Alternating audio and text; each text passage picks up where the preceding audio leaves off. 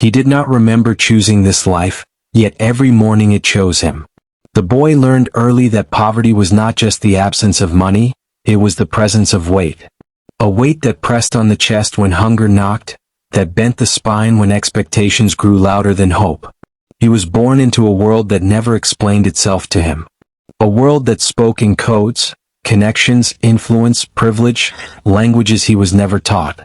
By the time other children were learning games, he was learning survival. Concrete dust replaced playground sand. The smell of wet cement replaced the sweetness of childhood laughter. His hands grew calloused before they grew confident. Construction sites became classrooms, and pain became a teacher that never waited for permission. He was talented, everyone could see it, but talent meant little when wrapped in worn clothes and tired eyes. Seniors at the office saw not potential but convenience. Someone to shout at. Someone to blame. Someone to send on errands that broke the body slowly. They laughed when he struggled. They ignored him when he succeeded. And when he asked questions, they answered with silence or scorn. Every evening, when the sun began to lower itself behind unfinished buildings, the boy began his long walk home. No transport. No shortcuts. Just miles of road, dust clinging to sweat, legs aching with each step. The city lights came on one by one, but none of them were for him.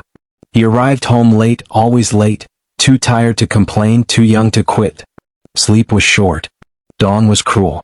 And yet every morning he stood up again. Because somewhere deep inside him, something refused to die.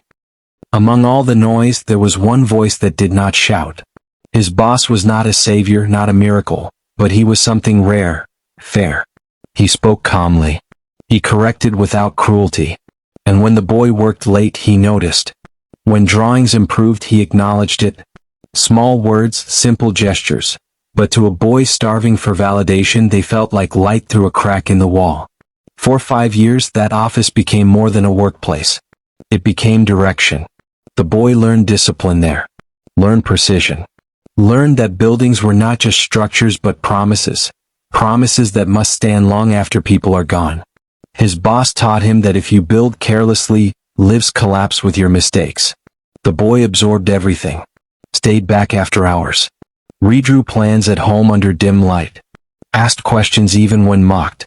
He began to imagine a future, something he had never dared to do before. A future where his name meant something. Where his walk home would be shorter. Where his mother's worries would finally rest. People around him began to notice the change. Not admiration, envy. Quiet resentment. Whispers behind his back. A poor boy was not supposed to grow wings. Then one morning everything stopped. The boss was gone. No warning. No preparation. Just absence. The office felt colder, louder, crueler. The boy stood at his desk in disbelief, staring at drawings that suddenly felt meaningless. The one man anchoring him to purpose had vanished, and with him went the fragile balance holding the boy together. 5 years of structure collapsed in a single moment, and the world did not pause to let him grieve. Uncertainty arrived fast and heavy. Bills did not care about loss. Expectations did not soften. People who once praised his dedication now asked questions he could not answer. "What's next?" they said. "You're talented," they said. "You should have figured it out by now." But he hadn't. For the first time in years, the boy felt lost, not physically but internally. The road home felt longer. The nights louder. His thoughts chased each other in circles. Had he wasted 5 years? Was loyalty a mistake? Was discipline enough in a world that rewarded shortcuts? He stood at a crossroads with no signs. Behind him was suffering he knew too well. Ahead of him was a future he could not yet imagine. The weight returned, heavier now, because it carried not only survival but expectation. People were watching, waiting, measuring his next move. And somewhere between fear and exhaustion, a question surfaced quietly, dangerously. What if this loss was not an ending, but an invitation? He did not have answers yet. Only instincts sharpened by hardship. Only skills forged under pressure. Only a restless hunger to prove that his story would not end where it began. The boy took a breath. The journey was about to change.